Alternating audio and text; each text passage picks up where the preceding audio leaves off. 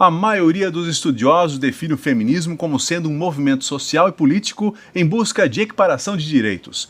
É isso, inclusive, que determina a nossa Constituição brasileira. Está lá no artigo 5º: homens e mulheres são iguais em direitos e obrigações. Já o machismo é definido basicamente como uma ideologia de superioridade masculina, algo culturalmente ainda muito forte em nossa sociedade, e que afeta e prejudica não só as mulheres, mas também os próprios homens. Como? É o tema deste Conexão Justiça.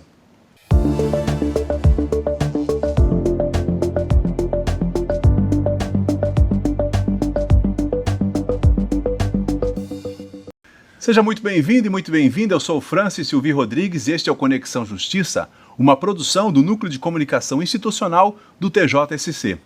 Para tratar do nosso tema de hoje, recebemos aqui o Ricardo Luiz de Bom Maria, que é psicólogo do Juizado da Violência Doméstica da Comarca da Capital, aqui em Florianópolis.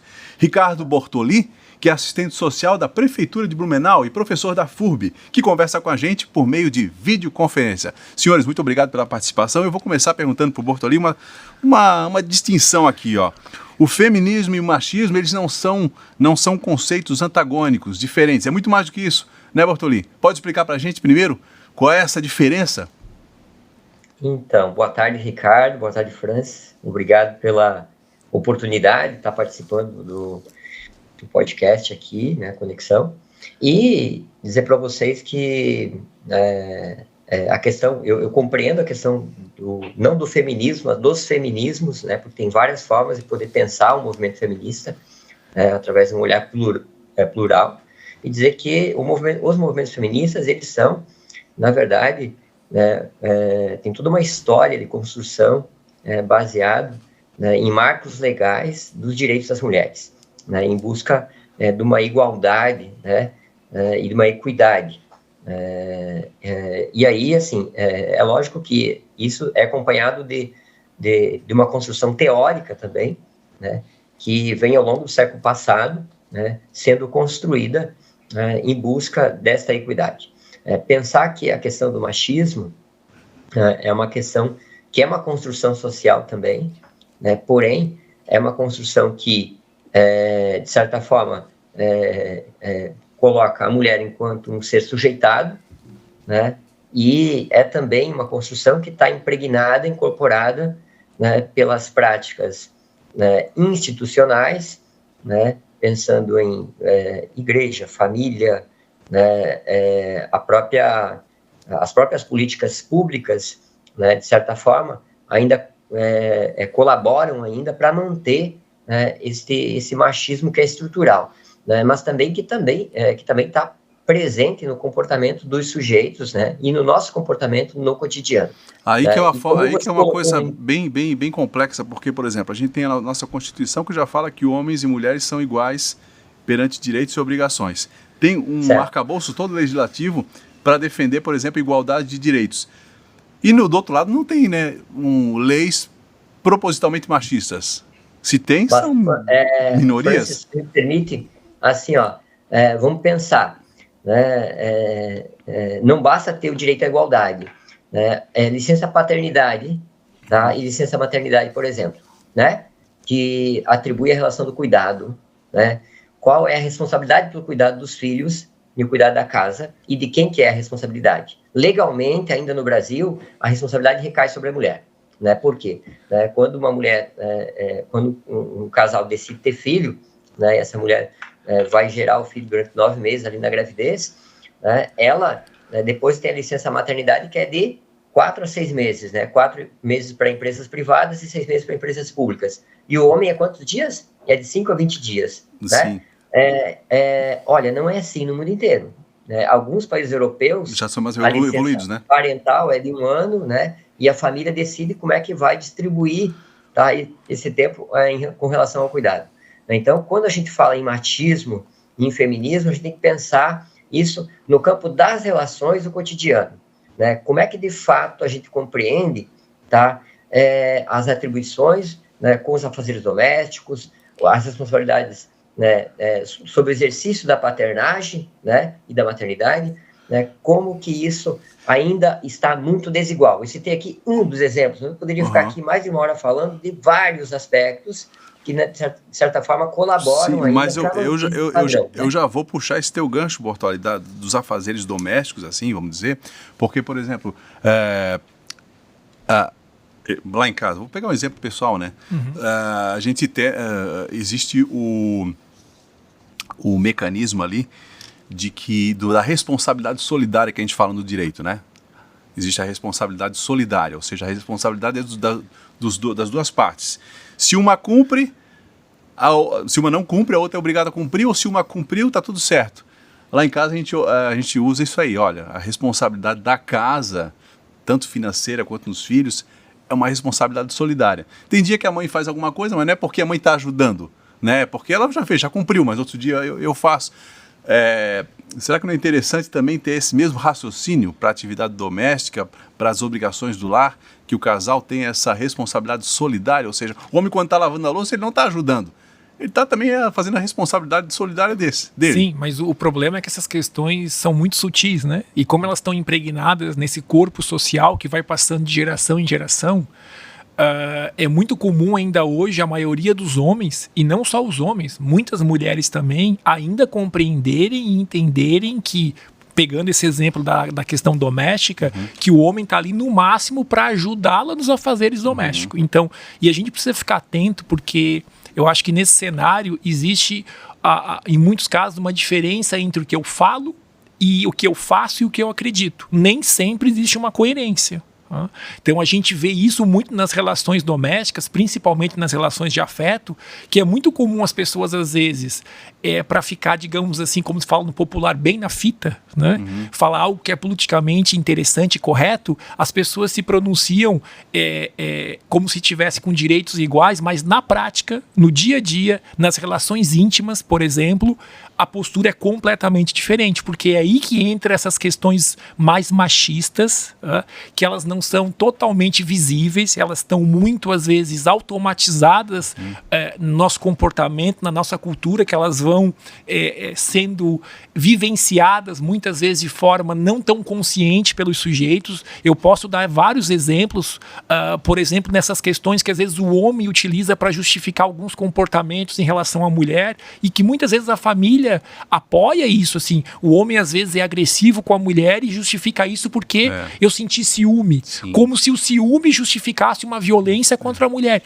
E isso está muito justificado nessa cultura do machismo, porque entende-se que o homem tem esse direito, porque quem ama sente ciúme, e que a mulher é como se fosse uma propriedade dele, ela vira um objeto, e aí isso abre espaço para diversas outras práticas extremamente abusivas.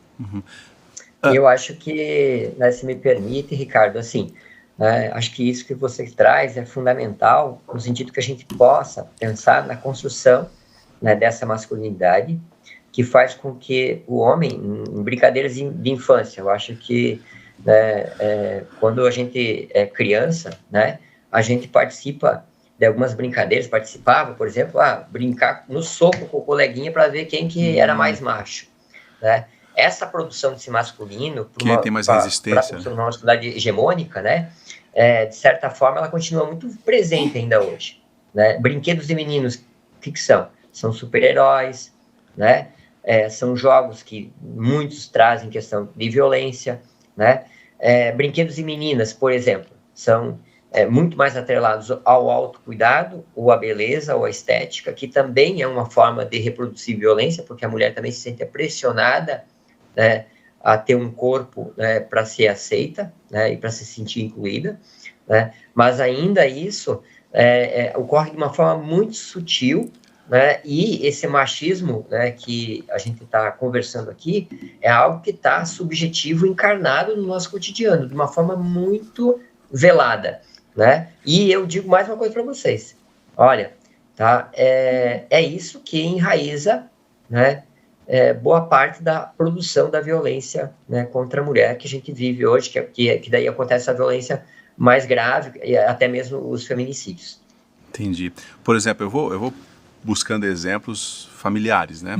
Minha esposa conversa comigo e fala que a minha sogra, quando ela era adolescente, e falou para ela assim, minha sogra era um pouco mais esclarecida, né? Filha, o teu primeiro casamento é com emprego. Eu me lembro que ela fala isso, né? Porque você tem que primeiro buscar a independência. E foi isso que ela fez. Ela foi lá, estudou, pensou em casar mais tarde, né? Mas isso já é um comportamento de uma mulher fora da curva, né? Tem essa mentalidade.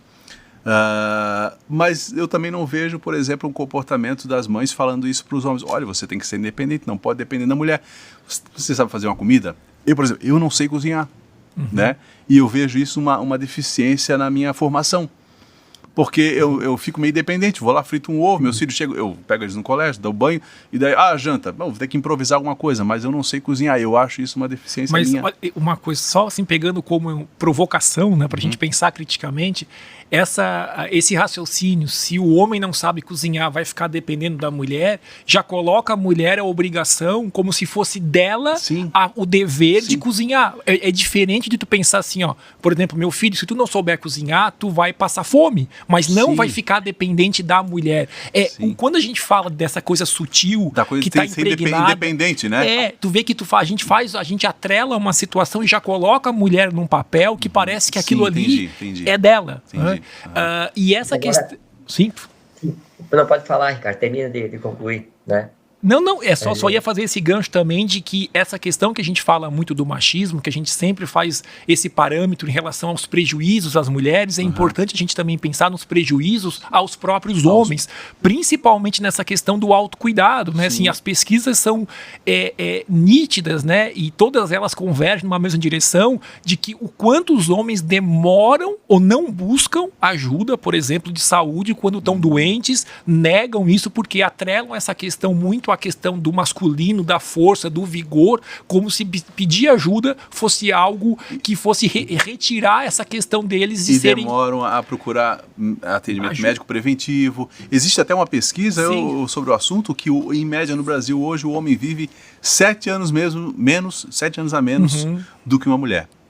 Tá? Já falei até lá em casa, olha, eu já sou mais velho e vou viver menos, então já se prepara. Mas 7 anos a menos. E isso pode ter reflexo, vocês acham, que por falta de demorar para procurar um médico, não fazer exames preventivos, não só questão de médico, mas também de psicólogo. Pois porque o homem não busca tratar de problemas emocionais, né? Sim. É importante também ter claro, né, que a gente não pode incumbir também totalmente uma responsabilidade no sujeito. Porque políticas de saúde do homem foi implementada em 2010 no Brasil. E muitos dos municípios nem têm ainda. Só se lembra do homem quando é Novembro Azul, né? Como se fosse um simples caso, né, de uma situação de câncer de próstata, por exemplo. Só que a saúde do homem, pegando os determinantes sociais, é diversos aspectos. Em que momento que é feita uma busca ativa, em que momento que é feita campanha de sensibilização para que os homens, né, vão até a unidade de saúde fazer um check-up, fazer um exame de rotina, né? A mulher, ela é incentivada pelo Estado já há muitos anos, historicamente, né? Há uma preocupação com o corpo da mulher, mas é porque também o Estado tem interesse em reproduzir seres humanos saudáveis. Tá? Então, portanto, né, tu citou um dado, né? Que os homens morrem cerca de 7 anos antes que as mulheres. Olha ali o IBGE. De cada 10 suicídios que tem, 8 são de homens. Tá? Porque os homens não costumam falar sobre si, não costumam se abrir. E aí eu pego um gancho no que o Ricardo falou aqui, tá? E digo para vocês assim, o meu nono, o pai do meu pai, faleceu com 73 anos, porque tinha uma hérnia na virilha, tá? Quando o pai percebeu, ele estava mancando, levou para o hospital e ele morreu depois que fez a cirurgia, porque estava tudo infeccionado. Ele não morreu por causa da hérnia, ele morreu porque não pediu ajuda, tá? Ele morreu, né, por quê? Porque foi convencido ao longo da sua história que ele não precisa pedir ajuda, afinal de contas, homem é homem, né? A gente dá conta sozinho das coisas. E esse pensamento ainda está muito impregnado. Eu trabalho com homens, o Ricardo também pode falar disso, que também atua com grupos, né, Ricardo? Sim. Assim, boa parte dos homens que eu atendo, muitos deles, um me falou esse dia, saiu de Blumenau, cara, 3h30 da manhã, foi até Chapecó e voltou, quando era 4 da tarde, ele estava aqui no grupo. Eu falei, cara, como é que tu fez para almoçar? Ele falou, não, nem almocei, né? E, assim, muitos deles, né, têm um padrão de vida que está atrelado ao risco. Né? Por quê? Porque essa masculinidade tóxica, né, que faz com que os sujeitos, né, se compreendam como quase deuses, né? Assim invencível, morre, né? Invencível, ou seja, que não fica doente, não fica fortes, frustrado, ou seja, tem que demonstrar o tempo todo de que vai ter um sucesso, né?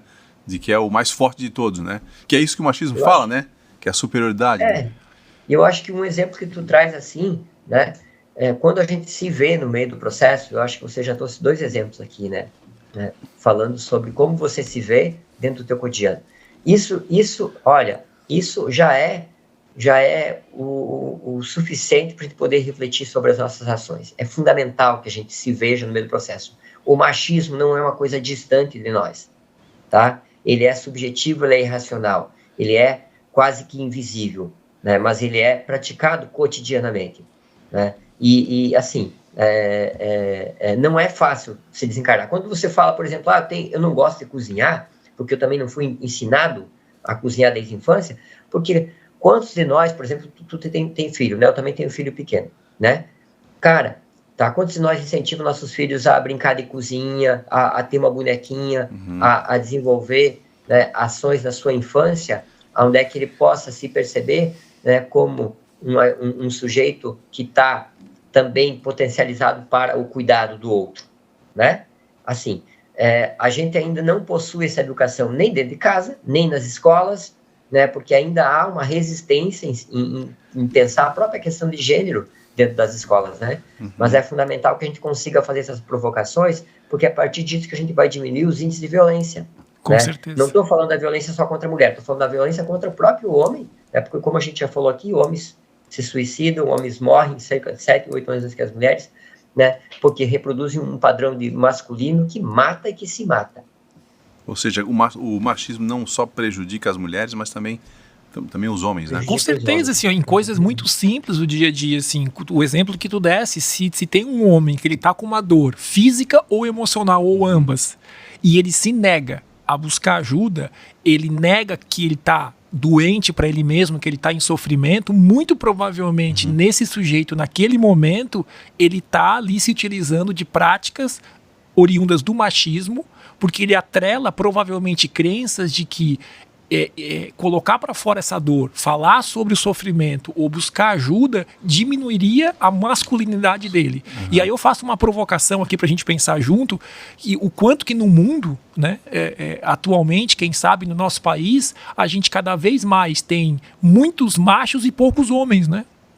Então, assim, eu acho que é importante a gente poder diferenciar essas questões. Às vezes se hipervaloriza a construção dessa questão de ser macho, que aí está impregnado completamente dessas práticas, muitas vezes disfuncionais, que não colaboram para que o próprio sujeito tenha essa consciência dele e trate as pessoas ao seu redor de uma forma mais justa, igualitária e a ele mesmo, e fica nessas questões de o tempo todo provar para ele mesmo, para a sociedade, o quanto ele é forte, o quanto ele, como ele falou, o quanto ele é divino, é um Deus, que ele não precisa de ninguém, que ele se autossustenta o tempo todo. Sim. E, por exemplo, entre grupos de amigos, né? Percebo a relação minha com meus amigos e a minha esposa com as amigas que ela tem. Eu percebo que ela conversa com muito mais de intimidades com elas do que eu com meus amigos. Você fala sobre futebol, sobre política, mas numa de que, cara, eu estou frustrado hoje, hoje eu não estou me sentindo legal, estou meio abatido, blá, blá. E elas falam, eu percebo que elas falam entre elas de coisas mais sentimentais.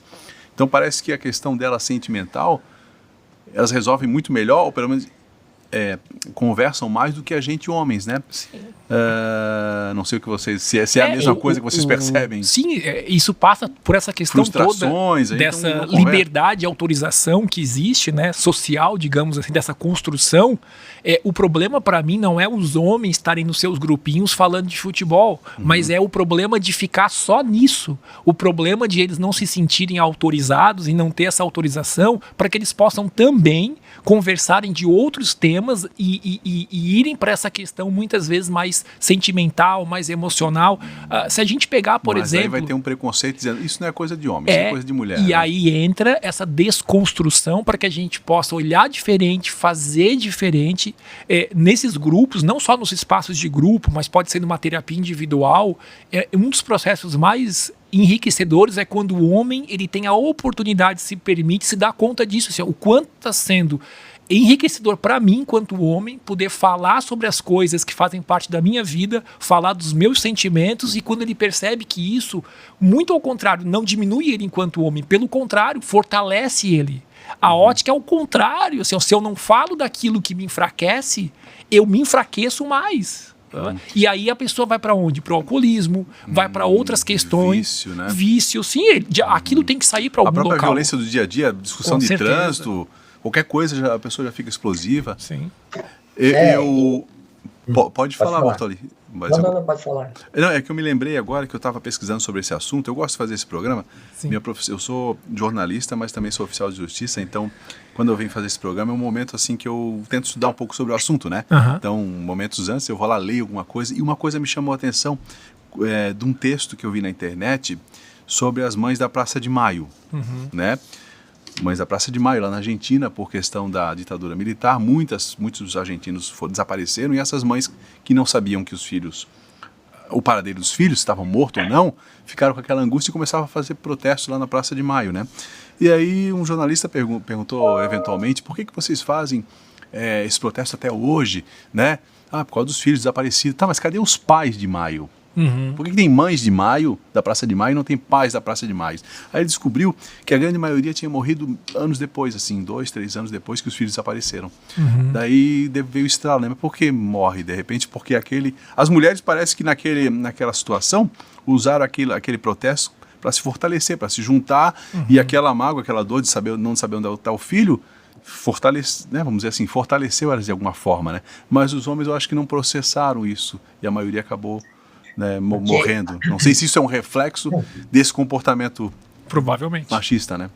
É legal a gente poder pensar sobre isso, porque também nos permite pensar, mas aí os homens são vítimas, né, da sociedade, enfim, né? Ou de corresponder a essa sociedade hegemônica, que também é tóxica, né? Mas vamos pensar na sociedade que a gente vive, as mulheres ainda estão num campo muito desigual. Nenhum de nós três aqui pode falar, por exemplo, o que é sentir medo de ser estuprada na rua. Nenhum de nós três aqui deixou de sair de casa por conta disso. Nenhum de nós três deixou de pegar o ônibus com medo de ser assediada dentro do ônibus, né? E as mulheres não estão no espaço de poder da sociedade. Quando a gente pensa no espaço legislativo, executivo, ainda, por exemplo, né, tem pouquíssimas mulheres. Blumenau é uma cidade de médio porte a nível de Brasil. De 15 vagas que tem na Câmara dos Vereadores, tem 2 mulheres. Tá? Se a mulher não está no espaço que pensa a cidade, a cidade continua sendo pensada de forma ainda pela cabeça dos homens, né? E aí eu digo para vocês, a gente tem um compromisso e a responsabilidade, nós homens, de sensibilizar para que de fato as mulheres ocupem o espaço que é delas, né? Por quê? Porque quando a gente pensa em desconstruir esse machismo, é necessário que a gente tenha a compreensão que isso deve ocorrer em todas as frentes, em todos os campos, né? Não adianta secar o chão com a torneira aberta. Além da gente trabalhar nessa questão que eu acabei de citar aqui, referente às mulheres ter o espaço que é delas garantido, a gente também tem que ter a compreensão que essa questão tem que ser trabalhada dentro das escolas, principalmente, né?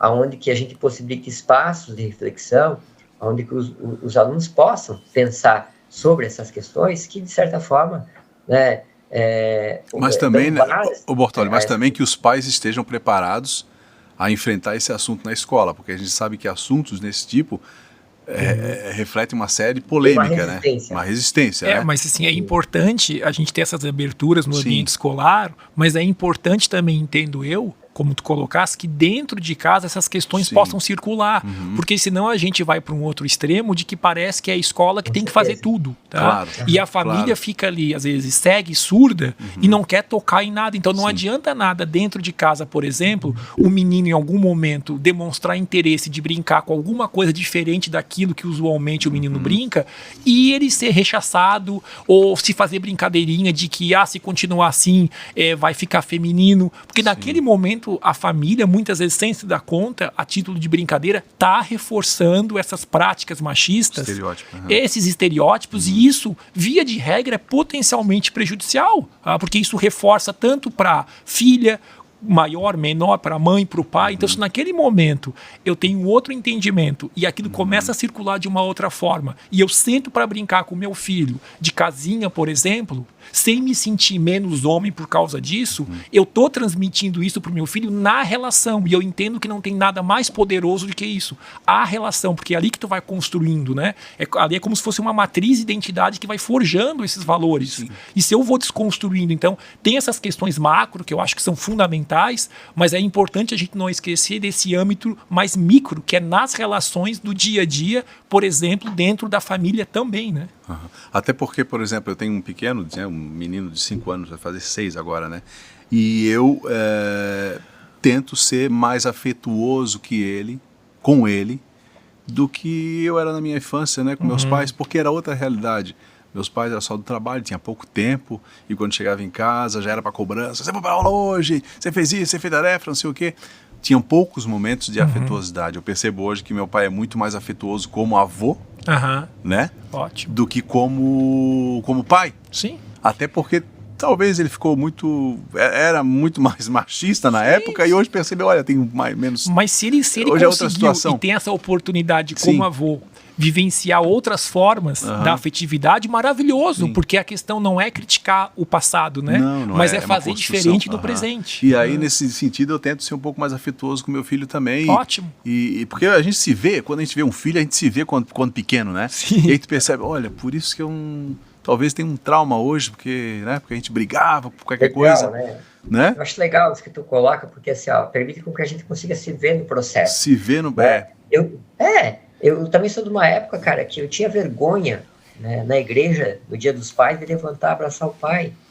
No dia da mãe, de levantar, lá na igreja, levantar lá e abraçar. Por quê? Porque o abraço não era uma coisa permitida. O beijo no pai. Eu percebo que é muito beijo, isso. Né? É muito mais fácil beijar a mãe do que o pai já fica... Sim. E hoje, eu também procuro ser diferente com meus filhos, né? Mas eu confesso para você que tem coisa... Esse dia eu estava brincando com meu filho, 3 anos e meio, né? De empilhar, né? Bloquinhos. E aí ele estava quase caindo, ele fez uma pilha enorme, né? E aí ele queria colocar um carrinho em cima. E eu falei assim, não coloca que vai cair. E ele foi tentar, falei, filho, não coloca que vai cair. Pois ele foi lá, cara, e colocou. E não caiu. Ele tirou e colocou de novo e não caiu. Tá? Então, assim, vocês percebem, né, que a gente também, na infância, né, a gente muitas vezes foi induzido, né, a ter um determinado comportamento. E a gente também tem isso impregnado, né, o adulto sobre a criança, né, um poder, né, que influencia muito no processo de educação, né? Isso que você falou me remeteu a um outro exemplo. Eu vou puxar o exemplo. Por favor. Tem uma menina que vai fazer 3 anos, minha filha, né? E ela veio com uma personalidade assim bem forte, no sentido de, pai, eu quero fazer. Não, eu quero fazer. E a gente, primeiramente, a gente fala assim, não, mas você é criança, você não vai conseguir fazer. Não, filha, você não vai conseguir fazer. E ela insiste, eu vou fazer. Até o momento que eu me toquei, será que eu não estou cerceando uma vontade? Isso não pode refletir futuramente nela? Né? Deixa ela ser independente, ela quer ser uma independente, demonstra um comportamento de independência, então vai fazer errado, vou lá, ensino, né? Às vezes tem isso, né? A gente acaba cerceando muito, né? Principalmente menina, né? Não faz isso porque você vai se machucar, ou isso não é coisa de menina. Porque daí entra outras questões também nesse exemplo, mas eu puxo muitas vezes quando uma menina, pequenininha ou maior, vem com essa personalidade mais forte, às vezes ela já pode receber algumas críticas associadas à questão do feminino, né? Então, assim, se é uma menina, assim, mais, que peita mais, muitas vezes, essa aí já é mais machona, por exemplo, tá? Ou já mandona já... Isso, ou já começa a associar essas características dela de um lado mais negativo. Se é um menino, aquilo já é olhado completamente diferente. Então, a característica, vamos dizer, positiva. A quem manda é o homem. Então, uma reflexão, às vezes, seria nesse sentido. Nesse assim, sentido. Como o Borges falou, de eu me ver no processo e poder refletir criticamente sobre, às vezes, como eu estou encaminhando essas coisas que eu estou vendo. É que eu, como pai, eu me questionei, será que eu não estou ensinando ela um comportamento que não é o adequado? Por exemplo, ela se limitar, né?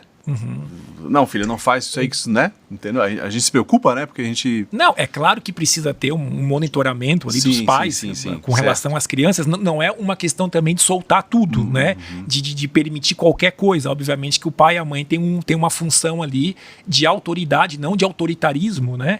Mas isso é importante para as crianças, para aprenderem limites, outras questões. Mas claro que é importante também a gente estar atento nessa tua reflexão, porque o objetivo não é cercear no sentido de passar uma mensagem de que tu não pode, no sentido de que tu não tem condições ou tu nunca vai poder chegar nesse ponto. Então, acho que é legal a gente poder refletir sobre essas práticas, tá? Principalmente nessas práticas associadas que, às vezes, sem querer, desqualificam o outro. Certo. Sim. Não é fácil. E eu acho legal, assim, poder perceber que, assim como essas questões, o machismo é uma questão que está intrinsecamente ligada, tá? Numa construção que é social, que é familiar, né, que está impregnada, né, no nosso comportamento e na nossa prática cotidiana. Né? Quando fala ali em autoridade e autoritarismo, muitas vezes assim, a mãe fala, quando teu pai chegar, tu vai ver. Né? Isso. Ou até a minha esposa, às vezes, chega a me ligar e diz, olha aqui, né? Tá aprontando aqui, a hora que tu chegar, né? Enfim. E isso faz com que a criança também crie, né, na mentalidade dela, né, uma questão mais de hierarquia, de medo e de respeito, né? Porque vem bem aquilo que o Ricardo falou. O que é autoritarismo? O que é você impor? O que é você construir junto, né, com a criança e negociar no sentido que ela também se sinta reconhecida, ouvida e escutada, né? Sabe? Então, isso é um processo que a gente também tem que se construir, porque não é fácil, sabe, fazer isso. É uma prática cotidiana, a gente tem que se policiar para não reproduzir essas questões. E um dos cuidados, né, pegando esse gancho que ele deu a título de exemplo, o problema que a gente vê não é isso acontecer, por exemplo, uma mãe falar isso, usar essa prática. O problema é quando isso se solidifica e isso sempre acontece desse jeito, que daí vira um padrão. Então, qual é o padrão? O pai sempre é colocado ali como aquele de maior autoridade e que vai colocar todo mundo na linha e no eixo. Sim, a hierarquia da família é o pai. E isso fica ali enrijecido. Se vira esse padrão, tu vai associar sempre o pai a essa figura de mais, às vezes, agressiva ou mais violência. Isso fecha os canais da afetividade e abre totalmente para a mãe o canal, às vezes, da afetividade, mas fecha esse outro da autoridade. E isso vai se construindo naquele ambiente familiar. Entendi. Se isso circula, se ora eu faço esse papel, ora o outro faz, isso vai circulando, os filhos, por exemplo, vão entender que ambos têm autoridade, que ambos colocam na linha, que ambos podem ser afetivos. A tendência é que isso fique mais funcional. Sim, como eu falei anteriormente, né, aquela questão que a gente faz analogia do direito, né, do Instituto do Direito ali, que a responsabilidade dos pais é solidária, os pais têm que ver isso, né, solidária, um e o outro podem fazer independente de quem é a responsabilidade maior, não existe isso. Agora, a minha curiosidade também é o seguinte, eu imagino que a minha experiência de aprendizado com o não machismo deve ser um pouco parecida pela conversa que vocês tiveram. A gente, pelo que eu vi aqui, teve uma base familiar machista e que depois foi se desconstruindo quando a gente construiu a sua própria família, né? Para mim, no meu caso, foi depois do casamento, de conhecer, eu aprendi muito com a minha esposa, com a minha sogra, com a minha filha, com a mãe, né? Em vários sentidos. Isso é uma construção. Agora, vocês também são profissionais que trabalham diretamente na sociedade, né? Assistente social e psicólogo. A gente não pode negar que a gente tem esse privilégio de ter essas informações e todo dia estar fazendo essa reflexão. Mas como fazer isso, por exemplo, com a população em geral? Porque, por exemplo, a gente vai fazer um atendimento de violência doméstica, né? que ali a base é o machismo, a mulher está sofrendo, mas a gente sabe que também precisa de uma intervenção ali no parceiro, né? Então, aí que é a parte mais difícil, né? É atuar em todas as frentes, né? A complexidade é essa.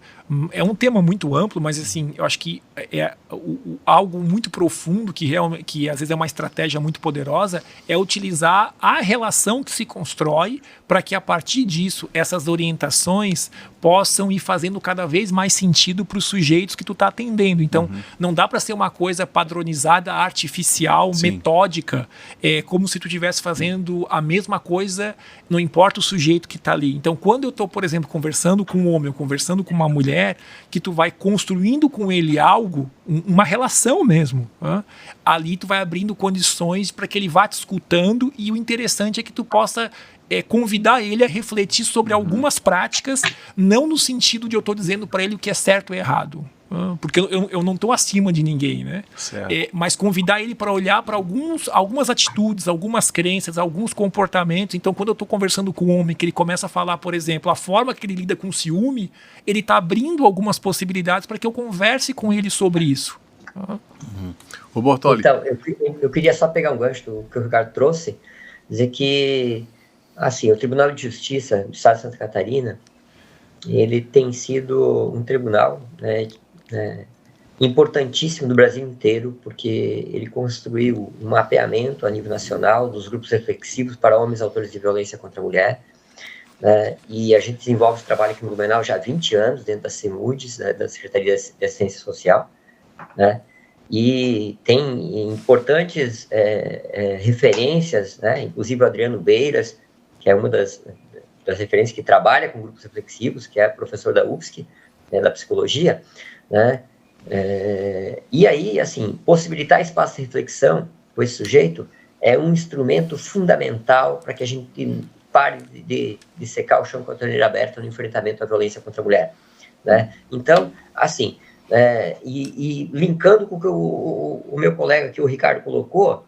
assim, é fundamental que produza uma relação de escuta, onde é que os homens se sintam ouvidos, tá? Produza uma relação de confiança, de vínculo, né? Para aos poucos, né, a gente poder desconstruir, né, e também esse olhar machista, mas também reconstruir outras formas de enfrentar as dificuldades, né, os conflitos do cotidiano, né, de forma pacífica, respeitosa, né, e saudável. E aí, assim, esse é o caminho, eu diria, né? Então, o fundamental que o Ricardo trouxe, assim, né, porque não tem uma receita, né? Se isso fosse tratado com receita, né, seria entendido como uma doença patológica, protocolo, mas não é. É uma questão cultural, histórica, simbólica, que está impregnada na nossa trajetória, né? Então, não é no estralar de dedos que a gente vai desconstruir isso. Para encerrar, entre vocês, aqui para cada um, vocês são otimistas com relação ao fim do machismo, essa transformação? O que vocês estão observando na prática? Dentro da questão profissional, relação entre amigos, isso está diminuindo, está sendo um pouco mais compreensível ou não? Eu não usaria a expressão fim do machismo, né? Eu realmente, por tudo isso que a gente conversou aqui, eu não sei se seria... Eu não sinto como apropriado eu usar a expressão fim do machismo, certo. Mas eu entendo que é importante a gente estar o tempo todo ressignificando essas práticas, pensando sobre elas. No exemplo que a gente deu aqui do atendimento, não adianta eu querer fazer um atendimento com um homem ou com uma mulher se eu estou impregnado de preconceitos. Né? Então, a gente poder estar se olhando nesse processo, eu estar olhando para as minhas práticas para que eu possa também te ajudar a olhar para as tuas práticas e a gente possa construir. Eu acho que a partir disso, sim, eu entendo que a gente já vem fazendo isso e tem muito trabalho, um espaço grande para a gente conquistar muitas e muitas coisas. Eu acredito que também vejo da mesma forma, seria muito utópico a gente acreditar que vai ter um fim, né? Isso, pelo menos, nos próximos 30, 40 anos. Né? Mas é fundamental que a gente possa pensar que nós, enquanto sujeitos, queremos deixar um lugar diferente para aqueles que vão vir. Né? Então, trabalhar no sentido de coibir essa violência, né? Desconstruir esse machismo, a gente poder pensar também nas gerações futuras. né? Inclusive, a gente se coloca aqui não só enquanto um professor que discute isso, enquanto assistente social que trabalha com grupos reflexivos, mas também enquanto pai, enquanto marido, enquanto filho, enquanto sujeito que eu sou, né? Porque eu também sou parte desse mundo, né? Eu não sou um extraterrestre que está salvo, né, das questões que prejudicam, né, as pessoas. Então, esse exemplo que você trouxe, né, de se colocar pessoalmente, né, dentro disso, é fundamental que a gente consiga se perceber nesse processo. É a partir disso que a gente vai conseguir, aos poucos, ir desconstruindo isso. Eu tenho muita convicção, né, sobre o meu trabalho, fico muito feliz de compartilhar, né, espaço com o Ricardo, né, com profissionais, com o professor Adriano, com a Michele, com a doutora Salete Samariva, a desembargadora, né, que são profissionais que estão intrinsecamente ligados, né, e conectados com o enfrentamento às mais diversas formas de violência contra a mulher, né, e acredito que a gente tem uma missão aí. E vamos continuar lutando até enquanto a gente estiver vivo, né? Senhores, muito obrigado pela participação, pela atenção, pelos ensinamentos, pela conversa, por tudo que a gente trocou de ideias aqui, tá? E o nosso programa fica por aqui. Eu agradeço a presença do Ricardo de Bom Maria, que é psicólogo do Juizado da Violência Doméstica aqui da comarca da capital, em Florianópolis, e para o Ricardo Bortoli, que é assistente social da Prefeitura, lá em Blumenau, e também professor da FURB, que conversou com a gente aqui por meio de videoconferência. Se você gostou do tema de hoje, do nosso programa, compartilhe o vídeo e se inscreva ali no canal do TJSC no YouTube. Lembrando que o Conexão Justiça é uma produção do Núcleo de Comunicação Institucional aqui do Tribunal de Justiça de Santa Catarina. O objetivo é sempre trazer aqui profissionais, pessoas experientes para nos ajudar a esclarecer esses assuntos importantes na área da justiça e de cidadania. Nos vemos no nosso próximo episódio. Até lá!